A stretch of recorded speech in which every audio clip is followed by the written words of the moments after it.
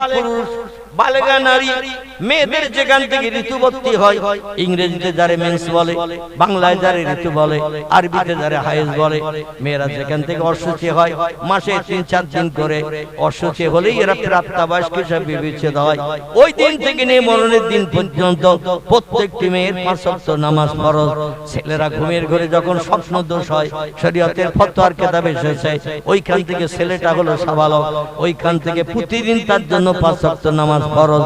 মুয়াজ্জিন আযান দিলেই তারে নামাজ পড়তে হবে, কারণ আল্লাহর দুনিয়ায় বাস করছো, আল্লাহর নেয়ামত খাচ্ছো, আল্লাহর অনুদান বিবি বাচ্চা নিয়ে সংসার জীবনে সুখ ভোগ করছো, আল্লাহ জমিনে ঘর বেঁধে রেখেছো, আর আল্লাহর হুকুম মানবে না, এটা হবে না। আল্লাহ বলেন ফানফুজু, বেরিয়ে যাও আমার দুনিয়া থেকে। তোমার যদি জানা থাকে কোন দেশ যে দেশে চাঁদ ওঠে না, যে দেশে সূর্য ওঠে না, যে দেশে রাত হয় না, যে দেশে দিন হয় না, যে দেশে নদীতে জোয়ার হয় না, যে দেশে নদীতে ভাটা হয় না, এমন দেশ যদি জানা থাকে সেখানে চলে যাও। চন্দ্র সূর্য গ্রহ নক্ষত্র সব আমার হুকুম তামিল করে। অশামসুল কামার বিহুসবান, চন্দ্র সূর্য আমার হুকুম তামিল করে রোজ একবার করে পৃথিবীর চতুর্দিকে প্রদক্ষিণ করে। জোরে বলুন একটু সুবহানাল্লাহ। ওয়ান-নাজমু ওয়াশ-শাজারু ইয়াসজুদান, আল্লাহ কোরআনে সূরা রহমানে বলছেন আকাশের তারকারা যে দুনিয়ার গাছগুলো পর্যন্ত আমি আল্লাহ আমার সিজদা করে। জোরে বলুন একটু সুবহানাল্লাহ। এখন এই জন্য ওরা হলো সৃষ্টির নিকৃষ্ট। চন্দ্র সূর্য গ্রহ নক্ষত্র সাগর সলিল পাহাড় পর্বত মাছ ব্যাঙ সাপ গাছপালা যা কিছু চোখে দেখতে পাই, যা কিছু চোখে দেখতে পাই না, সব সৃষ্টি হলো আল্লাহর কাছে নিকৃষ্ট। সৃষ্টির ভিতরে সেরা যারা আল্লাহ তাদের নাম কোরআনে কোট করেছেন, লাকাদ খালাকনাল ইনসানা ফি আহসানি তাকবীব। জোরে বলুন একটু আল্লাহু আকবার। আল্লাহ বলছে ও মানুষ তোমরা শোনো, পৃথিবীর সৌন্দর্য সৃষ্টির জন্য আমি পূর্বে কোন শব্দের মাধ্যম দিয়ে যখন পৃথিবী বানালাম, সাগর বানালাম, বিজ্ঞানীরাও কোরআনের তাফসীরের সঙ্গে একমত। বিজ্ঞানীরা বলছে পৃথিবীতে পূর্বে কোনো মাটি ছিল না, তাম পৃথিবী ছিল পানিতে ভরা। আল্লাহর কোরআনের সঙ্গে বিজ্ঞানের এখানে একমত, তাম পৃথিবী ছিল পানিতে ভরা। আল্লাহ বলছে ইন্নামা আমরুহু ইযা আরাদা শাইয়ান আইয়াকুলা লাহু কুন ফায়াকুন। ও বান্দা বান্দিরা তোমরা শোনো, যখন আমি কোন বিষয়ে কোন হুকুম করি, ইন্নামা আমরুহু, যখন আমি সেই মহান প্রভু আল্লাহ কোন বিষয়ে কোন হুকুম করি, ইযা আরাদা শাইয়ান, কোন কিছু তৈরি করার পরিকল্পনা ইচ্ছা প্রকাশ করি, আইয়াকুলা লাহু, আমার জবান দিয়ে শুধু একটু বলি কুন ফায়াকুন, সঙ্গে সঙ্গে সেটা হয়ে যায়। জোরে বলুন একটু সুবহানাল্লাহ। কোন কিছু বানাতে তৈরি করতে 1 সেকেন্ডের জায়গায় 2 সেকেন্ড সময়, অতীতেও লাগেনি, বর্তমানেও লাগছে না, ভবিষ্যতেও লাগবে না। আমি আল্লাহ হলাম ইন্নাল্লাহা আলা কুল্লি শাইইন কাদির, আমি হলাম সব শক্তির ঊর্ধ্বে, আমার ক্ষমতা কোনদিন কম হয় না, লেস হয় না। পূর্বে যেমন ছিলাম বর্তমানে তেমন আছি, ভবিষ্যতেও তেমন থাকবো। তোমরা কালের করাল গতিতে কৈশোর থেকে যৌবন কালে পতিত হবে, যৌবন থেকে বার্ধক্যকালে চলে যাবে, বার্ধক্যকাল থেকে যখন এইবার বুড়োর কালে চলে যাবে, বৃদ্ধ হয়ে যাবে, রক্তের তেজ কমে যাবে, রোগ বেমারি শরীর ধরবে। একদিন আজরাইল তোমাদের চাবি মোড়া দেবে, দেহ থেকে প্রাণটা বার করে নিয়ে সচল দেহ অচল বানাবে। আল্লাহু লা ইয়ামুত, তোমাদের মতো আমাদের যেন ধারণা করিও না আমি আল্লাহ আমার কোনদিন মরণ হবে না। আল্লাহু বাকি, আমি অতীতে ছিলাম যেমন, বর্তমানে আছি তেমন, ভবিষ্যতেও থাকবো তেমন, আমার কোনো পরিবর্তন নাই নাই নাই। সেই আল্লাহ পাক বলছেন ও পৃথিবীর মানুষ তোমরা শোনো, আমরা যেটা চোখে দেখতে পাই না সবার আগে দেখতে পাই সেটাকে, আমরা যে কাজটা তাড়াতাড়ি করতে পারি না সবার আগে সে কাজটা করতে পারে কে? আমরা যে জিনিসটা কানে শুনতে পাই না সবার আগে সেটা শুনতে পায় কে? সেটা হলেন আল্লাহ সুবহানাহু ওয়া তাআলা। তিনি হলেন সব বিষয়ে পারদর্শী, তার সঙ্গে পাল্লা দিয়ে তুলনা করে কেউ কোনদিন সমকক্ষ হতে পারবে না।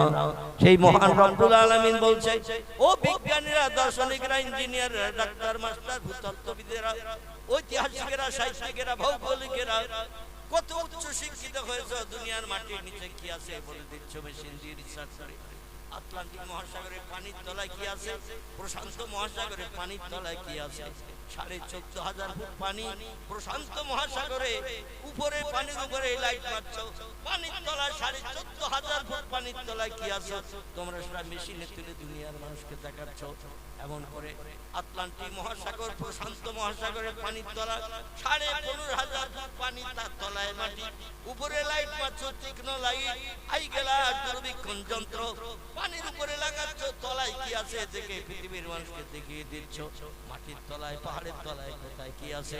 যেমন কিছুদিন আগে আমেরিকার বিজ্ঞানীরা তথ্য দিল, সৌদি আরব সরকারকে বিশ্বনবী মুহাম্মদ রাসূলুল্লাহ হাতে গড়া মসজিদ, যে মসজিদের নাম মসজিদে নববী, যে মসজিদে 1 রাকাত নামাজ আদায় করলে আল্লাহ পাক রব্বুল আলামিন নবীজির হাতের ইজ্জতের খাতিরে 50,000 রাকাত নামাজ পড়ার সওয়াব প্রত্যেকটি উম্মতের নামামলে লিপিবদ্ধ করে দেবেন। জোরে বলুন একটু সুবহানাল্লাহ। 1 রাকাতে 50,000। আপনাকে যদি বলা হয় আপনি 500 রাকাত নামাজ পড়েন, তো 400 রাকাত পড়ার পরে বসবেন আর উঠবেন? এই উঠতে আর ইচ্ছা হবে? মাজা কোমর হাঁটু সব কটকট করবে না? করবে না? ঘুমিয়ে কখন টুলিয়ে কাঁথিয়ে পড়ে যাবেন তার ঠিক থাকবে না। 1 রাকাত নামাজ পড়বেন, নামাজের থলিতে সওয়াব জুটবে 50,000 রাকাত। এর থেকে আরো একটা দামি মসজিদ পৃথিবীতে আছে, নাম হলো তার কাবা বাইতুল্লাহ। জোরে বলুন একটু সুবহানাল্লাহ। যে মসজিদের নাম মসজিদ হারাম, কাবা শরীফের চতুর্দিকে ফাঁকা চাতওয়াল আছে। এই চাতওয়ালটা আমি 3 দিন পায়ে হেঁটে হেঁটে ঘুরে দেখেছি। আমার পায়ের ধাপে 730 ধাপের রাস্তা। কোন বইপত্রে ফুটফুট লেখা টাকা নাই। আমি আমার নিজের ব্রেন মগজ ধোলাই করে 3 দিন ঘুরেছি ধাপ দিয়ে। চাতওয়ালটা কত বড়! তো 3 দিন 3 বার ঘুরলাম, একই পেলাম। 530 ধাপ হাঁটলে সেখান থেকে হাঁটা শুরু করবেন, আবার ঘুরে এসে সেখানে হাজির হওয়া যাবে। আপনার এলাকায় যদি ফাঁকা বড় বল খেলার মাঠ টাট থাকে, সেখানে একটু পায়ের ধাপ স্বাভাবিক নেমে হেঁটে ঘুরে আসবেন, দেখবেন 530 ধাপ হাঁটলে যতটা জায়গা ফাঁকা জায়গা পাবেন, কাবা শরীফের চাতওয়ালটা এতটা ফাঁকা। এর বাইরে চতুর্দিকে গোল করে একটা মসজিদ বানানো। কি করে? গোল করে একটা মসজিদ বানানো। আচ্ছা, পৃথিবীর আর কোন দেশে গোল মসজিদ আছে? একটু নাম বলেন তো দেখি। সুলতানপুরের মানুষের মগজে কেমন তত্ত্ব আছে একটু দেখি, তা আছে। আর গোল মসজিদ কোথায় আছে বলেন? হবে না? সব এতে আল্লাহু আকবার। আসলে পৃথিবীতে আর গোল মসজিদ কোথাও নাই, একটাই মাত্র গোল মসজিদ, যে মসজিদে বর্তমানে 6,25,000 মানুষ একসঙ্গে জামাতে নামাজ পড়ার সুযোগ পায়। জোরে বলুন একটু সুবহানাল্লাহ।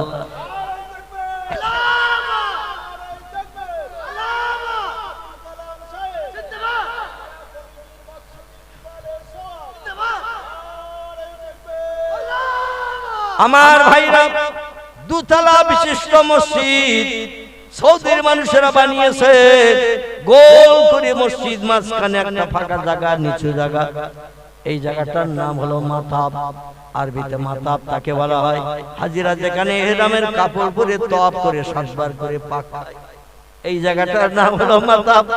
এই মাতাবের মাঝখানে 4 কোণা বিশিষ্ট ঘর, যে ঘরটির নাম হলো কাবা বাইতুল্লাহ।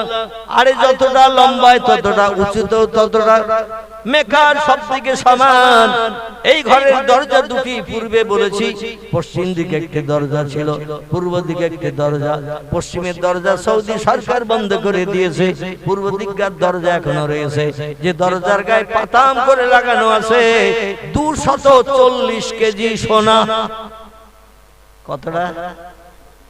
ঘুমাচ্ছেন না শুনতেছেন? 240 কেজি সোনা পাতাম করে দরজার গায়ে লাগানো আছে। আমাদের দেশের কোন মসজিদে যদি 500 গ্রাম সোনা পাতাম দিয়ে নাট বল্ট টাইট দিয়ে যদি কোনো ব্যক্তি, ধনী ব্যক্তি লাগাতো, একদল চোর দর্শক গুন্ডাদের রাতের বেলা কে ঘুম হতো? শুধু বলতে দেখ মোতাল্লি ঘুমিয়েছে না জেগে আছে। মোতাল্লি যদি না ঘুমে তো নাকছে বেধর, চোখে বেধর। আর আমরা সচারিক ছিঁড়ে নিয়ে আসি, অন্তত 6 মাস আর কাজকর্ম করতে হবে না। 10 গ্রাম সোনার দাম এখন 140,000 45,000 টাকা, ঠিক কিনা? 1,40,45,000 টাকা। 10 গ্রাম সোনা 1 টাকার কয়েন মার্কা। 1 টাকার কয়েন মার্কা সোনার দাম 1,40,000। তাহলে যদি 500 গ্রাম সোনা কোন চিন্তাই করে গুন্ডা বদমায়ে দস্যুরা যদি ছিঁড়ে নিয়ে আসে, তাহলে ওদের দুঃসমস্যার কাজকর্ম করতে হবে নাকি? সেই খোদার কসম, সৌদি পত্রিকা এখনো পর্যন্ত কোন সাংবাদিক লেখে নাই লক্ষ লক্ষ মানুষ এই দরজায় হাত লাগাচ্ছে আর চুমা খাচ্ছে। আমি অধম বাস্তব চোখে যেটা দেখেছি আপনাদের কাছে সেটা বলছি। আজ পর্যন্ত পত্রিকায় কোন সাংবাদিক লেখেনি দরজার গায়ে হাত লাগিয়ে চুমা খেতে যে 10 গ্রাম সোনা চোট হয়ে গেছে, কোন ব্যক্তি ছিঁড়ে নিয়ে চলে গেছে, এমনটা খবর এখনো সৌদি আরবের দেশে ঘটেনি। জোরে বলুন একটু সুবহানাল্লাহ।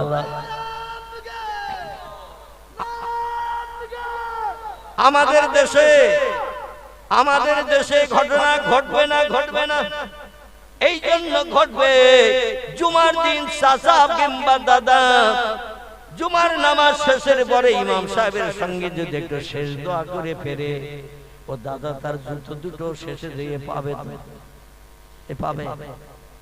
চাচা বলছে আমার সেই জুতো কই? বলে চাচা ওই তো তোমার ফিতে ছাড়া দড়ি বাঁধা।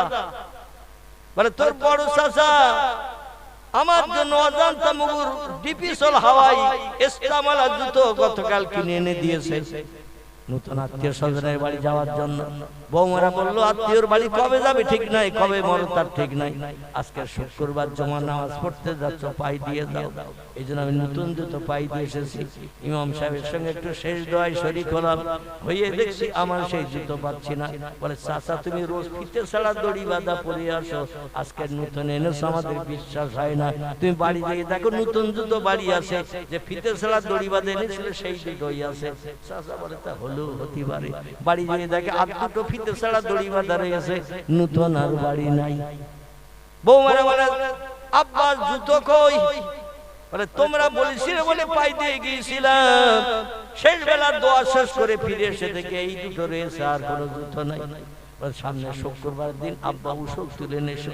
বলে কি করে তুলবো উসল? বৌমারা বলে ইমাম সাহেব যেই সালাম ফিরিয়ে দেবে 2 রাকাত ফরজ নামাজ পড়ে, বাকি নামাজ আর তোমার পড়তে হবে না। ডাইনে বামে যে সালাম ফিরাবে দোয়ায়ও শরীক হতে হবে না, দৌড়িয়ে চলে আসবে তুমি জুতোর লাইনের কাছে, যে দুটো আজকের ইসলামওয়ালা ওই দুটো পাই দিয়ে নিশ্চিন্ত মনে বাড়ি আসবে। ঠিক বললাম না ভুল বললাম?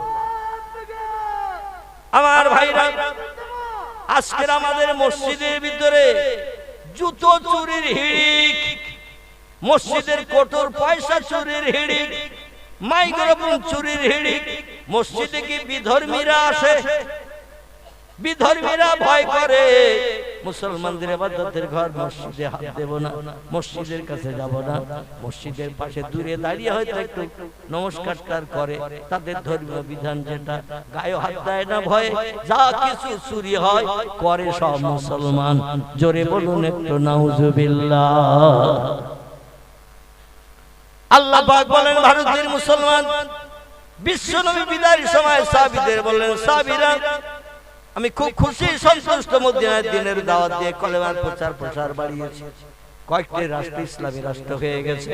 তো আমার মনের বড় শখ, আদম সফিউল্লাহ জান্নাত থেকে এই দুনিয়ার জমিনে এসেছিল যে দেশে, সে দেশের নাম জাপান নয়, জার্মান নয়, আমেরিকা নয়, হল্যান্ড নয়, পোল্যান্ড নয়, ইতালি নয়, ব্রাজিল নয়, থাইল্যান্ড নয়, সিঙ্গাপুর নয়, মিশর নয়, জর্ডন নয়, পারস্য নয়, তুরস্ক নয়, ইরাক নয়, ইরান নয়, কুয়েত নয়, জর্ডন নয়, পারস্য নয়, সেই দেশটির নাম হলো হিন্দুস্তান।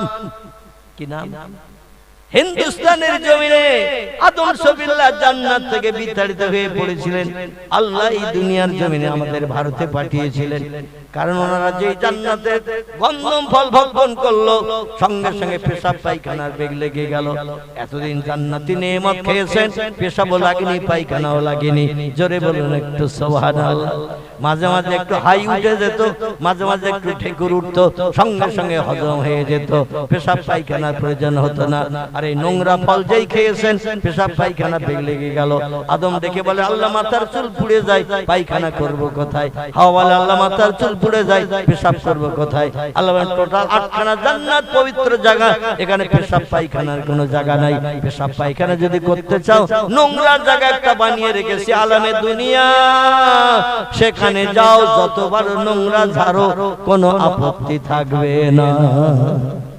সেটাই হলো এই দুনিয়া, নোংরা ফেলার জায়গা, পেশাব পায়খানা করার জায়গা। আমাদের কাছে দুনিয়া নোংরা না ভালো? আরে জান্নাত দেখতে পাইনি, জান্নাতের সুখ সম্ভোগ নসিবে জুটিনি, জান্নাতের সুন্দর দৃশ্য চোখে দেখার সুযোগ পাইনি, তা দুনিয়ার তুচ্ছ নোংরা জায়গাকে আমরা ভালোবেসেছি, প্রেম ও ভালোবাসা দিয়ে কলিজা ঠান্ডা করে ফেলেছি। আল্লাহ জান্নাতের দরজার গেট যখন দেখবো মনে হবে এখানেই যদি আল্লাহ কোটি কোটি বছর রাখে আর কোনো জায়গা লাগবে না। ফেরেশতারা বলে ইযহাব ইয়া আখি, সামনে চলে, এটা কেবলমাত্র গেট, এই গেট থেকে এখানে বসে গেলে হবে না, ভিতরে চলো, আরো সৌন্দর্যমণ্ডিত সুন্দর সুন্দর বিল্ডিং বালাখানা রয়েছে, তোমাকে এখনো 7টা স্তর পেরিতে হবে, পেরিয়ে গেলে তুমি তোমার নির্দিষ্ট গন্তব্যস্থানে পৌঁছাতে পারবে। চিল্লাই বলুন একটু সুবহানাল্লাহ। আল্লাহ জান্নাতের হুরগেলেমানদের বয়স করেছেন 18 বছরের যুবতী, লক্ষ বছর পেরিয়ে গেল 19 বছরের চেহারা দেখাবে না, 17 বছরের চেহারা দেখাবে না, একই রকম ফেস কাটিং চেহারার সৌন্দর্য থাকবে। কান্না হুন্না ইয়াকুত ওয়াল মারজান ফিহিন্না খায়রাতুন হিসান হুরুম মাকসুরাতুন ফিল খিয়াম। জোরে বলুন একটু সুবহান। আল্লাহ এত সুন্দর সৌন্দর্য মণ্ডিত রূপবতী যুবতী নারী জান্নাতে বানিয়ে রেখেছে, মানুষ একবার যদি চোখে তাকায় আর চোখের পলক মারার ক্ষমতা থাকবে না। আমি এক একটা জান্নাতি পুরুষকে সেবা যত্ন দেওয়ার জন্য, খাদ্য পরিবেশের জন্য, পরিষেবা দেওয়ার জন্য এক একটা জান্নাতি পুরুষকে আমি আল্লাহ 70টা করে 18 বছরের যুবতী সুন্দরী হুর আমি আল্লাহ বরাদ্দ করে রেখেছি। এক একটা বেটা ছেলের স্ত্রী হবে জান্নাতি হুর কটা? 70টা। দুনিয়ায় একজন যদি 4টে বিয়ে করে শরীয়তের বিধান, একটা পুরুষ 4টে বিয়ে করতে পারে না? আল্লাহ বলেন ফানকিহু মা তাবা লাকুম মিনান নিসা মাসনা সুলাসা ওয়া রুবা। ও দুনিয়ার যুবক পুরুষেরা, আমি আল্লাহ তোমাদের চরিত্র সংরক্ষণের জন্য পশুর মতো আদর্শ যেন তৈরি করো না। গরু, ছাগল, হাঁস, মুরগি, ইঁদুর, কুকুর, বিড়াল, ওরা মাকে জাত বিচার করে না, বোনকে জাত বিচার করে না, কন্যাকে জাত বিচার করে না, যারে পায় তারে নিয়ে জীবন যৌবনের ক্ষুধা মিটিয়ে ওরা জীবনের সুখ শান্তি আদায় করতে চায়। সৃষ্টির সেরা করে বানিয়েছি মানুষ। লাকাদ খালাকনাল ইনসানা ফি আহসানি তাকওয়িম। আল্লাহ যত সৃষ্টি চোখে দেখতে পাও, যত সৃষ্টির চোখে দেখতে পাও না, সব সৃষ্টির ভিতরে সেরা করে বানিয়েছি মানুষকে। ও মানুষ, সেরার মর্যাদা যদি পেতে চাও, আমার ধর্মীয় গাইড বুক জীবন বিধান, নাম হলো তার আল কোরআন। কোরআনের জীবন বিধান জীবনের সঙ্গে পুঁথিবহিত করো, তাহলে তুমি সৃষ্টির সেরার মর্যাদা পাবে। আর যদি দুনিয়ার সব সৃষ্টির দিকে তাকিয়ে ওরা যেমন চলে তুমি যদি তেমন চলো, উলাইকা কাল আনআম, তুমি হবে চতুষ্পদ জন্তুর সমান। বালহুম আদল, বরং তার থেকেও নিকৃষ্ট। উলাইকা হুমুল গাফিলুন, তোমার মতো অপদার্থ গাফেল অপদার্থ আমার সৃষ্টির ভিতরে আর কেউ নাই। আল্লাহ কোরআনে তত্ত্ব কোট করেছেন। জোরে বলুন একটু সুবহানাল্লাহ। হাঁস, মুরগি, ইঁদুর, কুকুর, বিড়াল, ওরা মাকে, বোনকে, কন্যাকে, খালাকে, নানিকে ওরা জাত বিচার করে, যারে পায় তারে নিয়ে জীবন যৌবনের ক্ষুধা মিটায়। আল্লাহ তোমাদের জন্য গাইড বুক জীবন বিধান দিয়েছি, নাম হলো তার আল কোরআন। এজন্য কোরআনের নাম দিতে দিতে আমি নাম দিয়েছি 36টি, মতান্তরে 39টি। বর্ণনাকারীদের মতে 2 রকম তথ্য এসেছে। কোন বর্ণনাকারী বলেছেন আল্লাহ কোরআনের নাম দিয়েছেন 39টি, কোন বর্ণনাকারী বলছেন কোরআনের নাম এসেছে 36টি।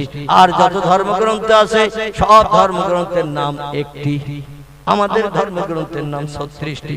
আচ্ছা, কেন এত দেয়া হলো? বেদের নাম বেদ, ওরা নাম নেই। পুরাণের নাম পুরাণ, একটাই মাত্র নাম। গীতার নাম গীতা, একটাই মাত্র নাম। ভগবতের নাম ভগবত, একটাই মাত্র নাম। রামায়ণের নাম রামায়ণ, একটাই মাত্র নাম। মহাভারতের নাম মহাভারত, একটাই মাত্র নাম। জিন্দাবাস্তার নাম জিন্দাবাস্তা, একটাই মাত্র নাম। গ্রন্থ সাহেব নাম গ্রন্থ সাহেব, একটাই মাত্র নাম। মনুসংহিতার নাম মনুসংহিতা, একটাই মাত্র নাম। উপনিষদের নাম উপনিষদ, একটাই মাত্র নাম। কিন্তু আমাদের ধর্মগ্রন্থের 39 মতান্তরে 36টার নাম কেন দেয়া হয়? একটা প্রশ্ন আসতে পারে না? আসতে পারে না? পারে না? প্রশ্ন আসতে পারে। আল্লাহ বলছেন, শোনো ও সৃষ্টির সেরা জাতি, ইমানদার মুমিন মুসলমান, যে কোরআন লাউহে মাহফুজে আদম নবীর জামানায় সংরক্ষিত করে রেখেছিলাম। আদমের উম্মতের কল্যাণের জন্য পৃথিবীতে পাঠাই নাই। তার বেটা শীষের জামানায় আমি আল্লাহ কোরআন লাউহে মাহফুজে রেখেছিলাম। হযরত শীষ তার উম্মতের উপকারের জন্য কোরআন দুনিয়ায় পাঠাই নাই। শীষের পরবর্তী জেনারেশন নূহ নবীর জামানায় আমি আল্লাহ কোরআন লাউহে মাহফুজে সংরক্ষণ করে রেখেছিলাম। নূহ নবীর উম্মত নূহ নবীর উপকারের জন্য পৃথিবীতে কোরআন পাঠাই নাই। এমন করে তার বংশ পরস্পর ইদ্রিস নবীর জামানায় আমি আল্লাহ কোরআন লাউহে মাহফুজে সংরক্ষিত করে রেখেছিলাম। কিন্তু তার উম্মতের উপকারের জন্য কোরআন পৃথিবীতে পাঠাই নাই। হযরত ইদ্রিস এবং নূহ নবীর বংশধরের ভিতরে পয়গম্বর এসেছেন যিনি, নাম তার ইব্রাহিম খলিলুল্লাহ। সে সময় আমি কোরআন রেখেছিলাম। আমার বন্ধু যারে গণ্য করেছে ইব্রাহিম খলিলুল্লাহ, আমার বন্ধু বলেছে যারে, তার উম্মতের জন্য কোরআন পৃথিবীতে পাঠাই নাই। তার বেটা ইসমাইল জবিহুল্লাহ, তার জামানায় কোরআন দুনিয়ায় পাঠাই নাই। ইসহাকের জামানায় পাঠাই নাই, ইয়াকুবের জামানায় পাঠাই নাই, ইউসুফের জামানায় পাঠাই নাই, দাউদের জামানায় পাঠাই নাই, এমন কি ইউসুফের জামানায় পাঠাই নাই, হযরতে মুসার জামানায় পাঠাই নাই, হুদের জামানায় পাঠাই নাই, লুতের জামানায় পাঠাই নাই, সালের জামানায় পাঠাই নাই, আইয়ুবের জামানায় পাঠাই নাই, ইউনূসের জামানায় কোরআন পাঠাই নাই। কোরআন সংরক্ষণ করে রেখেছিলাম আমার আখির জামানার পয়গম্বর মুহাম্মদ রাসূলুল্লাহ তার উম্মতের কল্যাণের জন্য। জোরে বলুন একটু সুবহানাল্লাহ, নারায়ে তাকবীর। এতদিন কোরআন আমি সংরক্ষণ করে রেখেছি, কারণ হাদিসে কুদসির ভিতরে এসেছে, লাউলাকা লামা খালাকতুল আফলাক। আল্লাহ বলছেন আমি কোনো কিছুই বানাতাম না সৃষ্টির পূর্বে যদি আমার মুহাম্মদুর রাসূলুল্লাহকে আমি সর্বপ্রথম না বানাতাম। আমার মুহাম্মদ রাসূলুল্লাহ নূরকে প্রথম বানিয়ে আমার আরশ কুরসিতে আমি আল্লাহ উপরে সংরক্ষণ করে রেখেছিলাম। আর ওই নূরের থেকে কিঞ্চিত কিঞ্চিত নিয়ে সব সৃষ্টিকে আমি আল্লাহ বানিয়েছি। আমার মুহাম্মদকে যদি পূর্বে না বানাতাম কোনো কিছুই বানাতাম না। জান্নাত বানাতাম না, জাহান্নাম বানাতাম না, ফেরেশতা বানাতাম না, হুরগেলেমান বানাতাম না, কোনো কিছুই বানাতাম না। যা কিছু বানিয়েছি মুহাম্মদ রাসূলুল্লাহ ওসিলা করে বানিয়েছি। আর সেই নবীর উম্মতেরা কিয়ামত পর্যন্ত পৃথিবীতে থাকবে, আর কোন পয়গম্বরের আগমন হবে না। মুহাম্মদ রাসূলুল্লাহর দেওয়া বাস্তব জীবন বিধান বিশ্ববাসীর জন্য জান্নাত হালাল বানানো যথেষ্ট হয়ে যাবে। এই জন্য আমি কোরআন অতীতকালে রেখে দিয়েছিলাম লাউহে মাহফুজে সংরক্ষণ করে, আর নাম দিয়ে পাঠিয়েছি 36 মতান্তরে 39টির মতো। এতগুলো নাম এই জন্য দিয়েছি উম্মতে মুহাম্মাদিরা কিয়ামত অবধি যখন কোনো বিপদে মুসিবতে সমস্যায় পতিত হবে, রোগে শোকে পতিত হবে, এক একটা কোরআনের নাম এক একটা সমস্যার সমাধান করে উম্মতে মুহাম্মাদীদের মুখে হাসি ফোটাবে। কোনো টাকা পয়সা লাগবে না, কোনো ব্যক্তির কাছে সাহায্য চাইতে হবে না। আমার কোরআন মানুষের জন্য এনাফ যথেষ্ট হয়ে যাবে। জোরে বলুন একটু সুবহানাল্লাহ। কোরআনের নাম রয়েছে কোরআন শরীফ, কোরআনের নাম কোরআন মজিদ, কোরআনের নাম দোয়া, কোরআনের নাম শেফা, কোরআনের নাম জিকির, কোরআনের নাম ফুরকান, কোরআনের নাম নূর, কোরআনের নাম হুদা, কোরআনের নাম কোরআনুল কারীম, কোরআনের নাম ফুরকানুল হামিদ। এইভাবে আল্লাহ পাক নাম দিয়েছেন 39টির মতো। কোরআনের নাম আল্লাহ দিয়েছেন শেফা। জোরে বলুন একটু সুবহানাল্লাহ। কোরআনের নাম আল্লাহ দিয়েছেন দোয়া। আল্লাহ বলেন উদুনি, যদি কিছু চাওয়ার প্রয়োজন হয় আমি কোরআনের মালিক, আমার কাছে হাত তুলে চাও, আস্তাজিব লাকুম, তোমাদের সব দাবি দেওয়া কবুল করে মুখে হাসি ফুটানো হবে। জোরে বলুন একটু সুবহানাল্লাহ। ও বান্দা বান্দীরা, কঠিন রোগ যদি তোমাদের হয়, ক্যান্সার হয়, স্ট্রোক হয়, হার্ট অ্যাটাক হয়, প্লেগ হয়, এইডস হয়, যে রোগের ঔষধ এখনো বিজ্ঞান বানাতে সমর্থ হয় নাই, কঠিন রোগ, যদিও ক্যান্সারের ওষুধ হয়েছে, অনেক সময় ডাক্তারেরা ক্যান্সার রোগের ওষুধ প্রয়োগ করছে, ইনজেকশন দিচ্ছে, কেমো দিচ্ছে, তারপরও 2-5 বছর পরে আবার সেই রোগ কেটে উঠছে। কোন ক্যান্সার রোগী কেমো দেওয়ার পরে বৃদ্ধ বয়স পর্যন্ত বেঁচে থাকে না, 2-5 বছর থাকে, আবার সেই রোগে আক্রান্ত হয়ে কেটে উঠে মরণবরণ করে। আল্লাহ বলছেন দুনিয়ায় টাকা পয়সা খরচ করতে হবে না, এমন করে বোম্বাই যেতে হবে না, বেঙ্গালুরু যেতে হবে না, আমার কোরআন ঘরে বসে তোমার ট্রিটমেন্ট করবে বিনা পয়সায় ঔষধ দিয়ে, এবং তুমি সত্তার সুস্থতা অবলম্বন করতে পারবে। এই জন্য আমার কোরআনের নাম দিয়েছি শেফা। কি নাম? শেফা। শেফা শেফা শব্দটি হলো আরবি ভাষা, এর বাংলা অর্থ হলো ঔষধ। বাংলা অর্থ কি? ঔষধ। ইংরেজির নাম হলো মেডিসিন।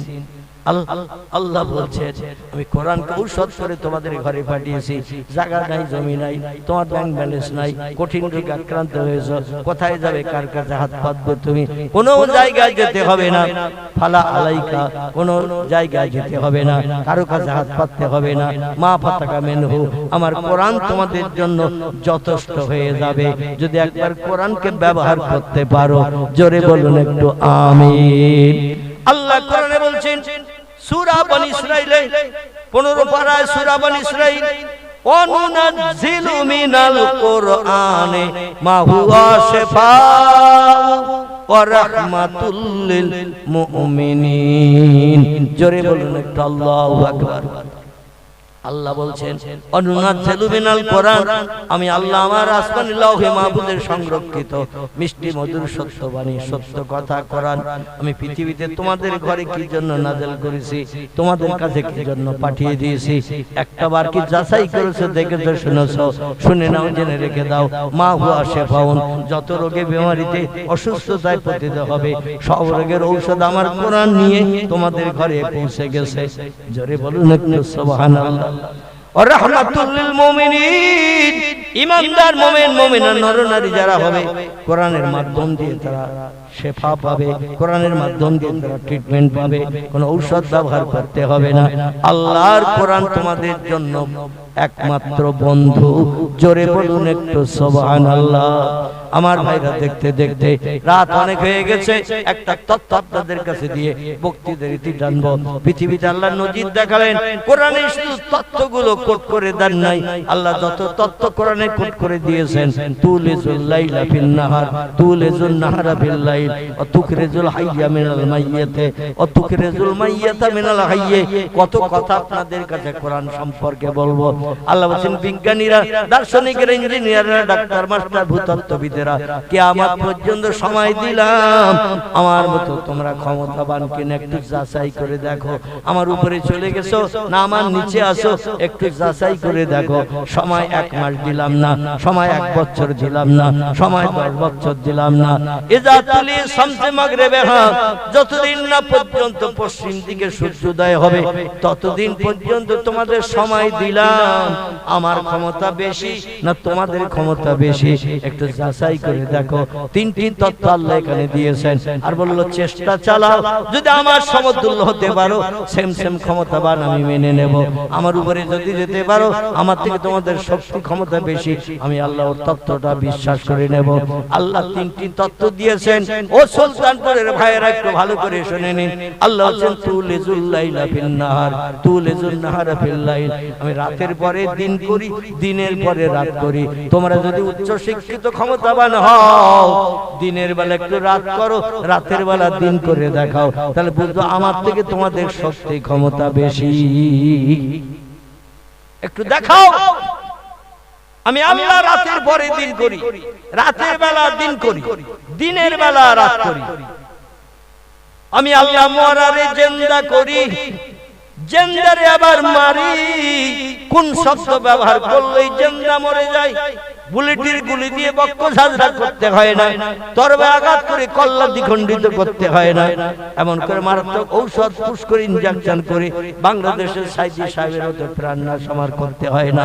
আমি শুধু জবান দিয়ে বলি কোন, সঙ্গে সঙ্গে জিন্দা যুবক, রোগ বেমারি কিচ্ছু নাই, পড়বে আর মরবে। জোরে বলুন একটু সুবহানাল্লাহ। আল্লাহ বলছেন আমি তত্ত্ব শুধু কোরআনে কোট করি নাই, বরং সেগুলো সব বাস্তবে প্রমাণ দেখিয়ে দিয়েছি। হযরত ইব্রাহিম নবীর জামানায় নমরুদের সঙ্গে মোকাবেলা হয়েছিল, যুদ্ধ হয়েছিল ইরাকের দেশের বাবেল নামক একটি শহরে। সংক্ষেপ করে কথা বলি, বেলা দ্বীপ্রহরের পর 1 লক্ষ সেনা নিয়ে নমরুদ ময়দানে হাজির হয়েছে অগ্নি অস্ত্র নিয়ে। ইব্রাহিম নবীর আল্লাহর সঙ্গে যুদ্ধ করবে। ইব্রাহিম নবীকে ডেকে বলছে, ইব্রাহিম তোমার আল্লাহর সেনা সৈন্য কোথায়? ইব্রাহিম বললেন আমার তো খেয়াল নাই আজকের যুদ্ধ, বলে তাড়াতাড়ি তোমার আল্লাহরে বলো। ইব্রাহিম নবী ঘরের বারান্দায় বসে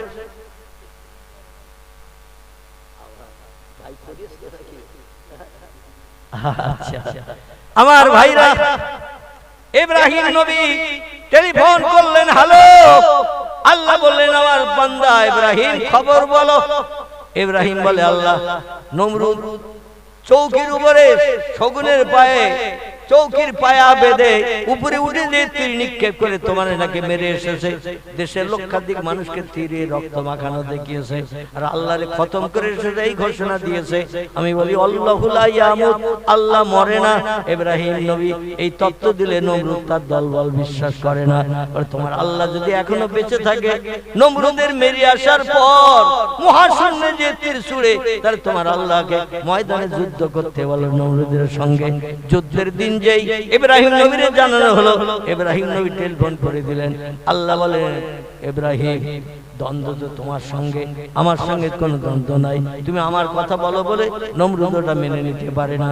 দ্বন্দ্ব ঝামেলা তো তোমার সঙ্গে, আর কি সৈন্য পাঠালে তুমি খুশি হবে? না বললে আমি সৈন্য পাঠাই, তোমার তো একটু সৈন্যর কথা বলতে হবে। ইব্রাহিম বলে আল্লাহ কি সৈন্য আছে আপনার? আল্লাহ বলে যত সৃষ্টি চোখে দেখো সব সৃষ্টি আমার সৈন্য। ওয়াইন মিন শাইইন ইল্লা ইউসাব্বিহু বিহামদিহি, যা কিছু চোখে দেখো, যা কিছু চোখে দেখতে পাও না, সব সৃষ্টি আমার নামে তাসবিহ পড়ে, আমার নামে জিকির করে। আমি আল্লাহ আমার হুকুম তামিল করে। কেবল মানুষ সৃষ্টির শ্রেষ্ঠ বলে আমারই শুধু নেয় না, আমারই শুধু মানে না, কোন সৃষ্টি আমার হুকুমের খেলাপ করে না। জোরে বলুন একটু সুবহানাল্লাহ। আল্লাহ বলেন বাঘ আছে, ভাল্লুক আছে, হাতি আছে, গন্ডার আছে, সিংহ আছে, আবার সাগরের জলে জলস্থি আছে, কুমির আছে, শোষক আছে, কামট আছে, তিমি মাছ আছে, বিভিন্ন জীব জন্তু আছে, কি তোমার লাগবে বলো। ইব্রাহিম নবী বলেন আল্লাহ তো বড় বড় সৈন্য, এরা ময়দানে এসে যুদ্ধ করলে বলে অত বড় সৈন্যের সঙ্গে পারি নাকি। মানুষ আর বাঘ ভাল্লুক হাতি তো অনেক হিংস্র জীব জন্তুদের সঙ্গে পারা যায় না। আল্লাহ একটু ছোট সৈন্য দিয়ে কি অ্যাকশন করা যাবে না? আল্লাহ বলেন নাম ইয়া আইয়ুহান নবী, এ আমার পয়গম্বর ইব্রাহিম। হা হা বলে ছোট সৈন্য কি? আল্লাহ বলে মশা আছে, উকুন আছে, সারফাকা আছে, পিঁপড়ে আছে, গুড়ো গুড়ো সৈন্য আমি আল্লাহ আমার আছে। ইব্রাহিম নবী চিন্তা করে বলে আল্লাহ ছোটর ভিতরে একটা পাঠান। পাঠিয়ে নমরুদের দলবল 1 লক্ষ সৈন্য বাবেলের মাঠে, ইরাকের বাবেলের মাঠে আপনি একটা অ্যাকশন দেখিয়ে দেন, যাতে ভবিষ্যতের আন্ডা বাচ্চা নাতি নাতনি আপনার সঙ্গে সঙ্গে যুদ্ধ করতে আর না আসে। জোরে বলুন সুবহানাল্লাহ। আল্লাহ দেখো এই মশার দল, নমরুদের লক্ষাধিকের উপরে সৈন্য বাবেলের মাঠে রেডি, অগ্নি অস্ত্র সব নিয়ে দাঁড়িয়ে রয়েছে। সূর্যের রৌদ্রে সব ঘেমে জারজার হয়ে যাচ্ছে। একটু যা উপর থেকে নিচের দিকে নেমে যা। মশাদের আল্লাহ ট্রেনিং দিয়ে দিলেন, কারোর সঙ্গে মারামারি ঝামেলা কিচ্ছু করবি না, শুধু ওদের দুটো সদর দরজা আছে, উপরে কিচেন রুম একটা আছে, ওই সদর দরজার যে কোনো একটা দরজাতে ভিতরে যেয়ে রান্নাঘরে হাঁড়িতে মাল মজুত আছে, যার নাম হলো ঘিনু। ঘিনু ওই ঘিনুতে যে একটু ইনজেকশন আল ফুটাবি, বাকি কাজ আমার। জোরে বলেন একটু সুবহানাল্লাহ।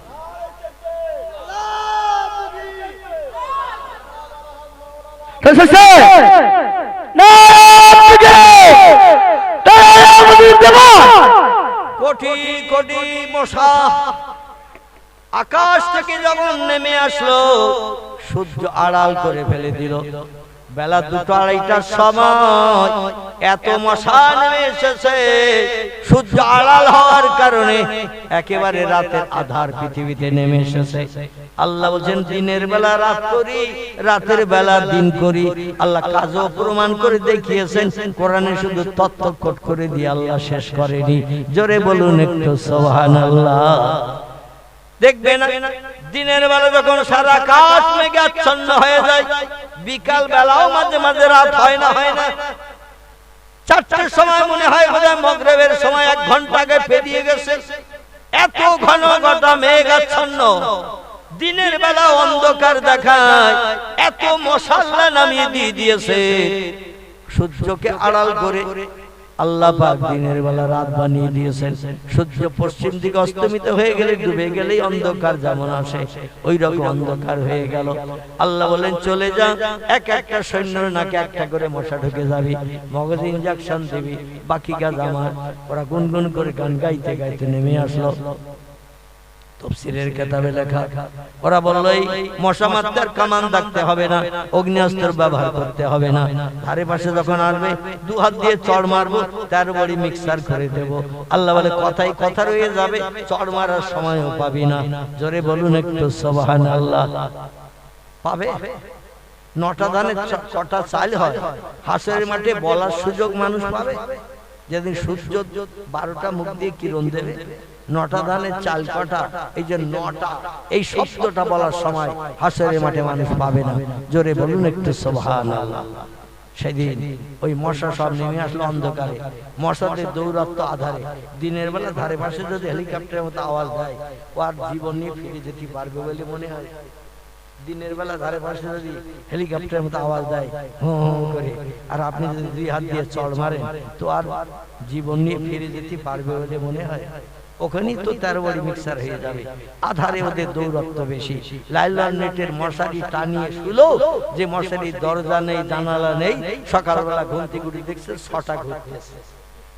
ঠিক না ভুল? ওই মশারির ভিতরে 6টা ঘুরতেছে। পাশার দিকে দেখবেন লাল টক টক করতেছে, মানে ঘুমিয়ে পড়েছেন আর মনের আনন্দে ইনজেকশন চালাচ্ছে। ঠিক না ভুল? ইনজেকশন চালিয়ে ওই রকম নাকের ভিতর দিয়ে ঢুকে যে একটা মগজে দিয়ে ঘিনুতে দিয়ে যে ইনজেকশন দিল, ছটছট করতে করতে মারা গেল 1 লক্ষের উপরে মানুষ। জোরে বলুন একটু সুবহান। নমরুদ দাঁড়িয়ে দাঁড়িয়ে দৃশ্য শুধু দেখলো, দেখে বললো ভাব তো খারাপ, আমার সেনা তো একটা দাঁড়িয়ে নেই, সব পড়িয়েছে তো মরিয়েছে, এখন শেষ পর্যন্ত আমারে যদি সেকে ধরে মৌ পোকার মতন, তার রেহাই হবে না। ও এই দৃশ্য দিকে পালিয়ে চলে যাচ্ছে রাজদার দরবারের দিকে। মশারা বললো আর তো কেউ নেই, ওই যে একটা ছুটে যাচ্ছে, ওরে তো ধরতে হবে, কারণ একটা আন্ডা বাচ্চা ফিরে না যায়, আল্লাহ তথ্য দিয়েছেন। এখন একটা খোড়া মশা উপর থেকে আসতে দিয়ে ওর ঠ্যাঙে কি আঘাত লেগে ঠ্যাং খোড়া হয়ে গেছে। তাফসীরে কিতাবে এই তথ্যই লেখা আছে, মশার একটা পায়ের একটু ডিফেক্ট হয়েছে, মানে পায়ে ধাক্কা ধুক্কি মশা আসতে দিয়ে ধাক্কা ধুক্কি লেগে একটু ডিফেক্ট হয়েছে। এ বলছে আমি তো এখন অসুস্থ, তোরা কেউ যাস না, আমি আল্লাহর কাছে যে কি কই পারবো, অন্তত আমার একটু সুযোগ দে, আমি যদি না পারি তোদের বলে দেব, তোরা যে অ্যাকশন করবি। তারা বললো সে যুক্তির কথা, আমরা তো সবাই সুস্থ, আর ও আসতে দিয়ে ঝাঁকের ভিতরে দলের ভিতরে কার সঙ্গে ধাক্কা ধাক্কি খেয়ে ঠ্যাং একটা ভেঙে গেছে, খোড়া, ভালো বসতে পারে না, তো ওরে অন্তত একটু সুযোগ দেয়া হোক। ও সুযোগ থেকে বঞ্চিত হয়ে মনে কষ্ট নিয়ে ফিরে যাবে আল্লাহর কাছে। বলো যাই যাও, যা তুই যা। ও ছুটতেছিল ওর দিক। এখন দেখবেন এক পাড়ার কুকুর যদি আর এক পাড়ায় ঢোকে, আর যে পাড়ায় ঢুকেছে এই পাড়ার 3টে কুকুর যদি অন্য কুকুর একটা দেখে, ওরা সঙ্গে সঙ্গে তাড়িয়ে নিয়ে যায় না, যায় না। আমরা ভালো মন্দ খাচ্ছি, তুই এই সবার এখানে ঝামেলা করছিস কেন? এ ঠিক বললাম না ভুল বললাম? অন্য পাড়ার কুকুর যদি আর এক পাড়ায় আসে, আর এই পাড়ার 3টে 4টে যে কটা ছিল, ওরা সবাই তাড়িয়ে নিয়ে যায় কিনা? আচ্ছা, তাড়িয়ে কিন্তু খুব বেশি দূর নিয়ে যায় না, ওদের এরিয়া যতটা ততটা নিয়ে যায়। আর যেই তাড়িয়ে নিয়ে যায়, ও তখন লেজ গুটিয়ে দ্রুত ছুটতে শুরু করে। কিছু দূর দৌড়িয়ে যেয়ে ও পিছন দিকে আর ফিরে তাকায়, ওরা আসছে কিনা। যদি আসে তাহলে আবার দৌড়াবো, আর যদি না আসে স্বাভাবিক নিয়মে লেজ উঁচু করে মোড়ল হয়ে আমি আস্তে আস্তে চলে যাব। কুকুর যখন ভীত হয় ও লেজ গুটিয়ে চলে যায়, আর যখন স্বাভাবিক থাকে লেজ উঁচু করে নেতা সেজে থাকে। ও পিছন দিকে ফিরে তাকায়, তাকিয়ে দেখে আসতেছ কিনা। যদি দেখে ওরা 3 জন আসতেছে না, আমি তো একা, তাহলে ও দেখবেন স্বাভাবিক নিয়মে লেজ উঁচু করে ও মোড়লগিরি করতে করতে চলে যায়। আর যদি দেখে যে ওরা আসতেছে এখন আমাদের কামড়াতে ধরতে, ও আবার ওখান থেকে আবার ছুট মারে। আর নমরুদ বাবেলের মাঠের দিকে তাকিয়ে দেখছে যে সে মশা আসতেছে কিনা, আর যেই পিছনের দিকে ফিরে তাকিয়েছে খোড়া মশা বলছে আল্লাহ এই সুযোগে আমার সদ্ব্যবহার করতে হবে, কারণ আমি আরো এখন সামনাসামনি, কারণ এই পাশ দিয়ে ঘুরে নাকে ঢুকতে আমার পা ভাঙা ঠ্যাং খোড়া, আমার পাশ দিয়ে ঘুরে দিয়ে নাকে ঢুকতে অসুবিধা, কিন্তু আমার দিকে যখন ফিরেছে সরাসরি আমি নাকের ভিতরে ঢুকতে সুবিধা পাবো। খোড়া মশা ঢুকে গেছে নাকের ভিতরে, ঢুকে যেয়ে রান্নাঘর কিচেন রুম যেখানে মালমাত্রা রেডি সব ঘিনু ওইখানে ঢুকে দিয়ে ইনজেকশন চালানো শুরু করে।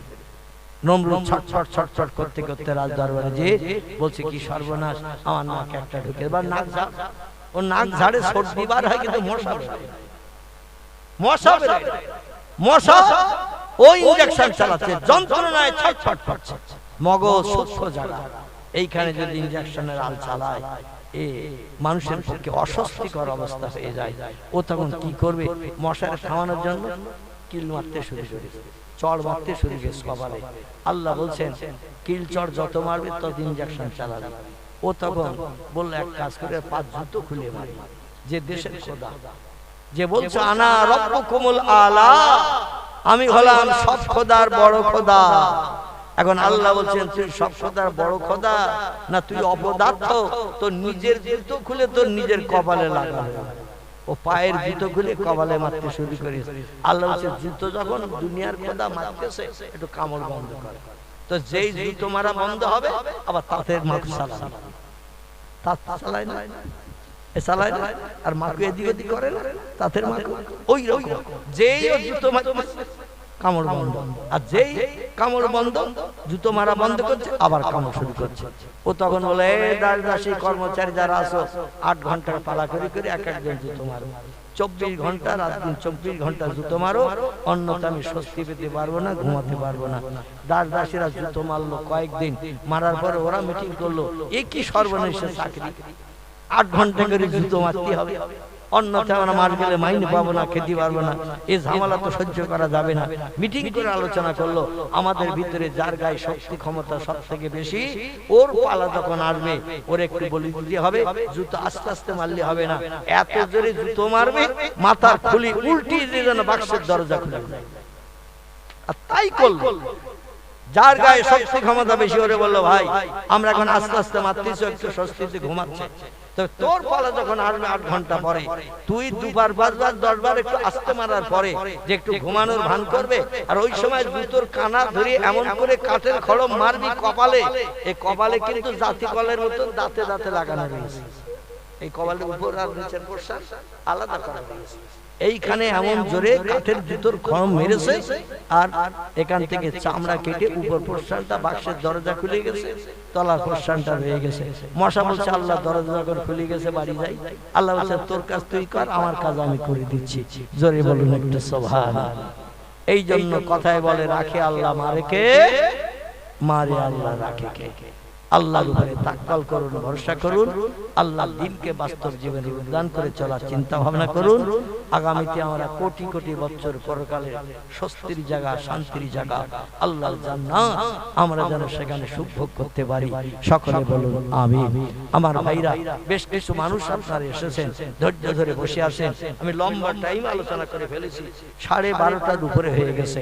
আমার ভাই একটু অনুরোধ করলেন, আমার আগের বক্তা খুব মহব্বতের মানুষ, আপনাদের গ্রামের মাদ্রাসা পরিচালনা করছেন যিনি, যারা হযরত মাওলানা জনায়েদ হোসেন সাহেব, আমার খুব মহব্বতের মানুষ, উনি যখন থাকতেন ওই কৃষ্ণমাটি বলে ওখানে, কৃষ্ণমাটি আমি ওখানে কয়েকবার গেছি, যাই হোক সেখান থেকে এখানে এসে তিনি আবার একটি মাদ্রাসা তৈরি করেছেন, মাঝে মাঝে বিভিন্ন জায়গায় প্রোগ্রামে দেখা হয়। আল্লাহু আকবার। উনি আপনাদের কাছে হাত পেতেছেন, আপনারা কিছু দিয়েছেন, আমি অধম গুনাহগার, এই হাত দুটো 5টা মিনিটের জন্য ভাইয়ের অনুরোধের দিকে লক্ষ্য রেখে 2-5টা মিনিটে হাত দুটো আপনাদের কাছে পাতবো। যে হাতে বিড়ি এখনো ধরি নাই, সিগারেট স্পর্শ করি নাই, তেরঙ্গা গুটকা খৈনি জীবনে হাতে লাগাই নাই, পানের খিলি জীবনে ধরি নাই, দেখতে দেখতে 40 বছর হলো আমি অধম চায়ের কাপও হাত দিই না। 1985 সাল থেকে নিয়ে বর্তমান 2025 চায়ের কাপও আমি অদম হাত দিই না। এই হাতে কোনো পেঁজি ফুরলি পাপড় বাদাম ভাজা অবৈধ মেয়ের হাতে ফুসকা আমি অদম তুলে দিই নাই। আল্লাহর কাবা ঘরের দেওয়ালে আমাদের দক্ষিণ পূর্ব দিকে একটি জান্নাতি পাথর নবীজি সেট করে দিয়েছিলেন, যে পাথরটির নাম হলো হাজরে আসওয়াদ। আল্লাহ অধমকে তিনটি বার নবীজির দেশ দেখানোর কারণে অধমকে আল্লাহ পাক 13টি বার ওই পাথরে হাত দুটো ঘষার সুযোগ দিয়েছে। এই ঠোঁট দুটো ওই পাথরে লাগিয়ে জিভ দিয়ে একটু সেটি নেওয়ারও সুযোগ দিয়েছেন আল্লাহ। যদিও চাটা শরীয়তে জায়েজ আছে কিনা জানি না, তো আমি ধৈর্য ধরতে পারি নাই। আমি আমার জিভ বার করে মানে থালা চাটা মতো করে ওই রকম সেটি মাথা ঢুকিয়ে, যাই হোক, এই হাতে বিড়ি ধরি না, সিগারেট ধরি না, তিরঙ্গা খৈনির প্যাকেটে স্পর্শ করি না। আল্লাহর জান্নাতি পাথরে হাত লাগানোর কারণে হাত দুটো একটু পবিত্র রাখার চেষ্টা করি।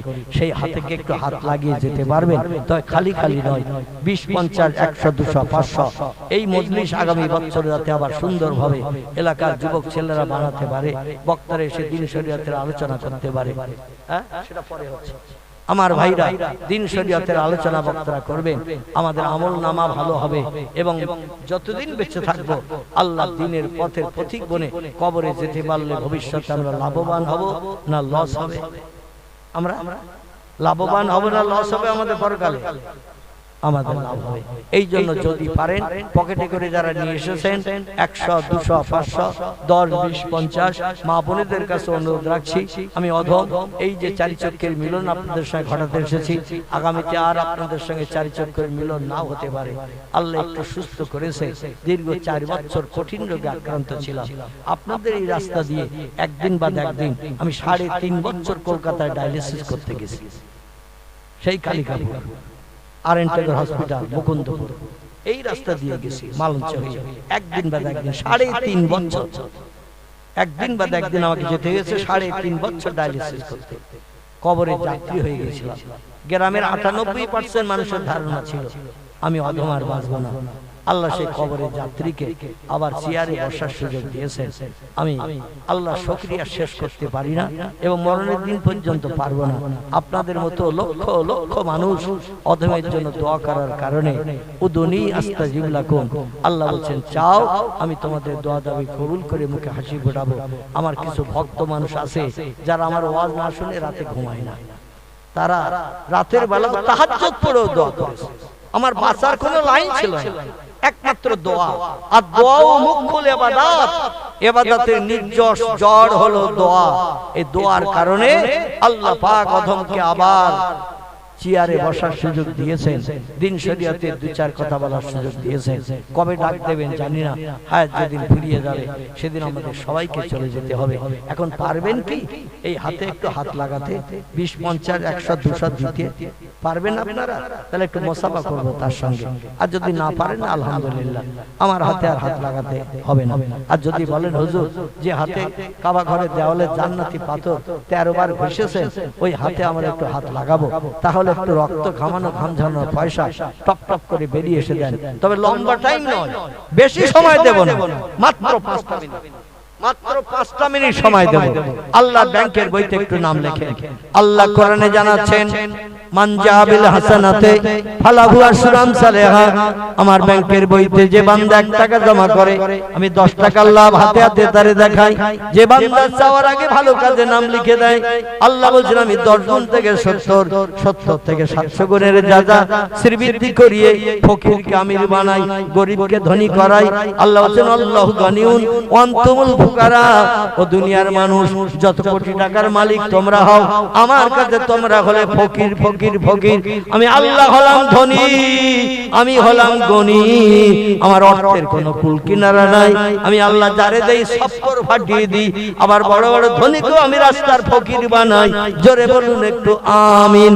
আসেন আমার যুবক ভাইরা, রক্ত ঘামানো ঘাম ঝরানো পয়সা এই কোরআনী মজলিসের খাতিরে আল্লাহর ব্যাংকের বইতে একটু নাম লেখাতে পারবেন। বাপ চলে গেছে, মা চলে গেছে, দাদা চলে গেছে, দাদি চলে গেছে, জায়গা জমি ঘর বাড়ি সব রেখে গেছে, কিছুই সঙ্গে করে তারা নিয়ে যায়নি, কিছুই নিয়ে যায়নি, সব আপনাদের জন্য রেখে গেছে ভাই। একটু তাদের নাম স্মরণ করে আল্লাহর ব্যাংকের নাম লিখুন। আল্লাহ নবী বলছেন মৃত পিতা মাতা আপনজনের জন্য কোন ব্যক্তি যদি আল্লাহর রাস্তায় নাম লিখিয়ে দান করে, আল্লাহ পাক ওই রাত্র থেকে কিয়ামত পর্যন্ত কবরে তাদের নসিবে জান্নাতি নাজ নেয়ামত জুটিয়ে দেন। আল্লাহ তাদের কবর আযাব বন্ধ করে দিয়ে জান্নাতি শান্তি স্বস্তি কাউসারের পানি বরাদ্দ করে দেন। মৃত ব্যক্তিরা কবরে শুধু স্বস্তিতে থাকে না, নবীজি সাল্লাল্লাহু আলাইহি ওয়াসাল্লাম নাসাই শরীফের হাদিস, আবু দাউদ শরীফের হাদিসে জানিয়েছেন মৃত ব্যক্তিদের রূহানি দোয়া আল্লাহ জিন্দা মানুষের জন্য বিদ্যুতের মতো কবুল করে থাকে। নারায়ে তাকবীর, আল্লাহু আকবার, আল্লাহু আকবার, জিন্দাবাদ, আল্লাহু আকবার। আমার ভাইরা, যদি আর কারো কাছে না থাকে আল্লাহর সঙ্গে বেয়াদবি বাটপারি করবেন না। আল্লাহ বলেন ইন্নাল্লাহা লা ইউখলিফুল মিয়াদ, আমি আল্লাহ যত ওয়াদা করি সব ওয়াদা বাস্তবে রূপদান করি, আমি একটা ওয়াদা ভঙ্গ করি না। আল্লাহর ব্যাংকের বইতে একটু নাম লিখে দেন, সুদের সুদ তস্য সুদের মতো আল্লাহ পাক সাদকায়ে জারিয়া বাড়িয়ে দিয়ে দিয়ে আপনার সংসার জীবনকে সুখের বানাবেন, রোগ বেমারি থেকে নিষ্কৃতি দান করবেন।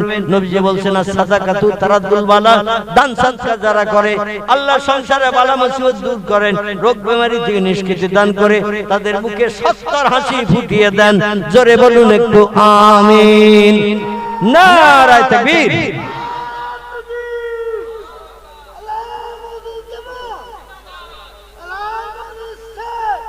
একটু জোরে আওয়াজ তোলেন তো দেখি। নারায়ে তাকবীর, নারায়ে তাকবীর। জনাব মাস্টার সাহেব বলুন জিন্দাবাদ, জনাব মাস্টার সাহেব বলুন জিন্দাবাদ। আগামী বছরের জলসা উপলক্ষে তিনি 2000 টাকার প্রতিশ্রুতি দিয়েছেন।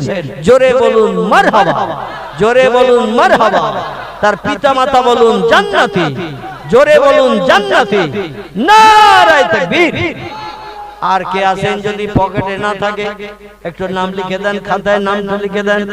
আল্লাহর উপরে তাওয়াক্কুল করুন, আল্লাহর উপরে তাওয়াক্কুল করুন। তাওয়াক্কুল তো আল্লাহ, আল্লাহর উপরে ভরসা করে নাম লিখুন। আল্লাহ কিভাবে আপনার প্রতিশ্রুতি পূর্ণ করাবেন নিজেই বুঝতে পারবেন না।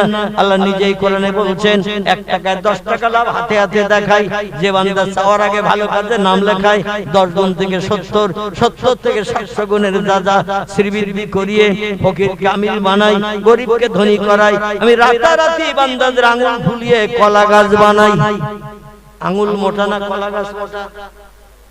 কলা গাছ যেমন মোটা আল্লাহ ওই রকম আঙ্গুল ফুলিয়ে অর্থ সম্পদ এত বেশি বেশি দিই আল্লাহ, আমি আল্লাহ তাদের কলা গাছের মতো ফুলিয়ে ফাঁপিয়ে মোটা করে থাকি। এই জন্য একটু টপ টপ করে বলেন। আর কে কে আছেন একটু টপ টপ করে বলেন।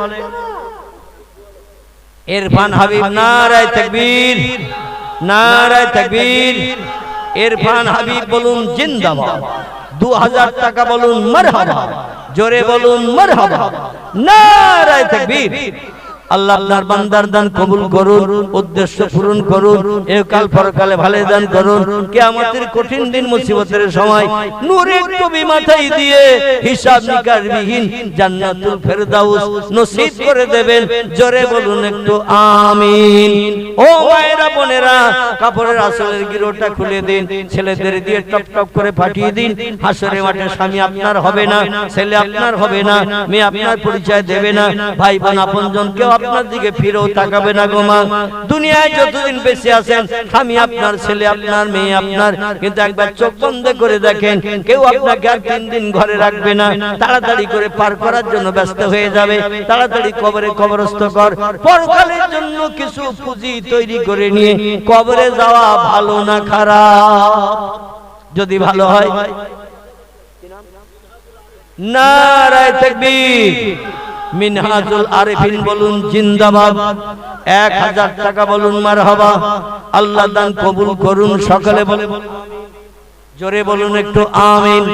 টাকা ভালো পয়সা ভালো, টাকা ভালো পয়সা ভালো, আরো ভালো সোনা দুদিন পরে হবে রে তোর বাজবাগানের কোনা দানকারীর পিতা মাতার সুখে রেখো কবরে নূরের টুপি মাথায় দিয়ে উঠায় কাল হাসরে জোরে বলুন একটু আমিন বলেন। আর কি আছে? আশিক বিল্লাহ গাজী তিনি বলছেন আমি 500 টাকার প্রতিশ্রুতি দিলাম, আল্লাহ তার প্রতিশ্রুতি পূর্ণ করার তৌফিক দেবেন, মাথা উঁচু করে চলার তৌফিক দান করবেন, হাড়িতে দানায় দানায় বরকত দিন। আল্লাহ যে মাধ্যম দিয়ে সংসার নির্বাহ করেন সেই মাধ্যমে বেশি বেশি করে বরকত দান করুন। জোরে বলুন একটু আমিন। নারে তাকবীর। হাসানুর মোল্লা ভাই ডাকনাম আমার পুকে ভাই তিনি বলছেন আমি 1000 টাকার প্রতিশ্রুতি দিলাম, একটু জোরে আওয়াজ তোলেন নারায়ে তাকবীর, নারায়ে তাকবীর। আমার ডাকনাম ফুটে ভাই বলুন জিন্দাবাদ। 1000 টাকা বলুন মারহাবা। আল্লাহ দান কবুল করুন, সকলে বলুন আমিন, জোরে বলুন আমিন। নারায়ে তাকবীর। মাছ খাবেন, গোশ খাবেন, হজম হয়ে যাবে, আল্লাহ রাস্তায় দান করিলে ও ভাই কবরে যেয়ে পাবেন। মাছ খাবেন, গোশ খাবেন, হজম হয়ে যাবে, আল্লাহ রাস্তায় দান করিলে ও ভাই কবরে যেয়ে পাবেন। দানি যারা দান করে তারা থাকে না কো বসে, পরকালের আশায় তারা দান করে যায় এসে। জোরে বলুন একটু আমিন।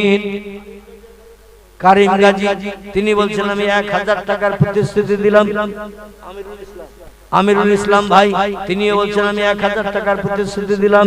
নারায়ে তাকবীর, নারায়ে তাকবীর। আসেন, আর কি আসেন যুবক ভাইরা, আসেন টপ টপ করে আসেন। আল্লাহর ব্যাংকের বইতে একটু নাম লেখেন, এ দান বিফলে যাবে না। আর সাদাকাতু তারাদ্দুল বালা, দান সাদকা করলে বালা মুসিবত দূর হয়, রোগ বেমারি থেকে আল্লাহ নিষ্কৃত দান করেন, সংসার জীবনকে সুখের বানিয়ে দেন, হাড়িতে দানায় দানায় বরকত দান করেন। আল্লাহ পাক আপনার দিকে রহমতের দৃষ্টিতে তাকান।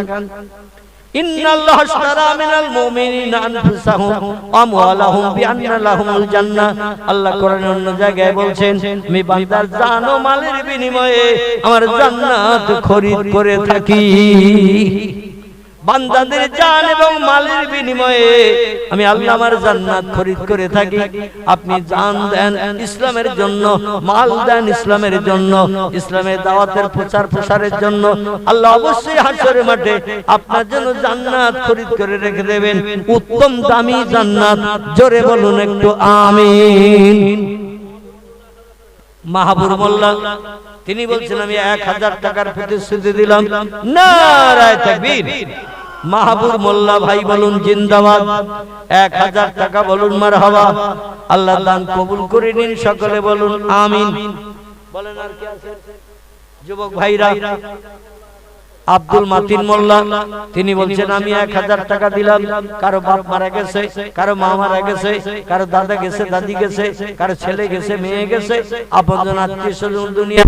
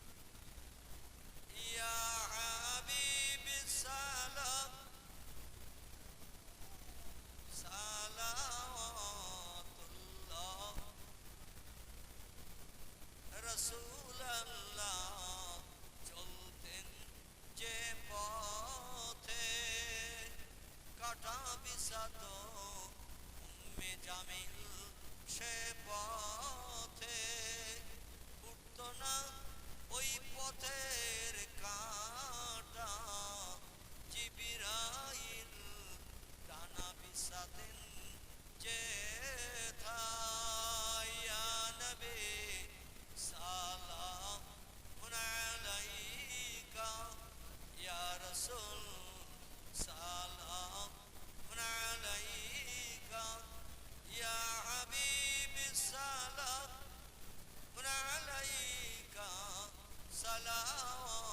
সালাওয়াতুল্লাহ নবী না হয়ে দুনিয়ায় না হয়ে ফেরেশতা ও খোদার হয়েছি উম্মত আপনার তার তরে সালাম লাখো বারিয়া নবী সালাম ইয়া রাসূল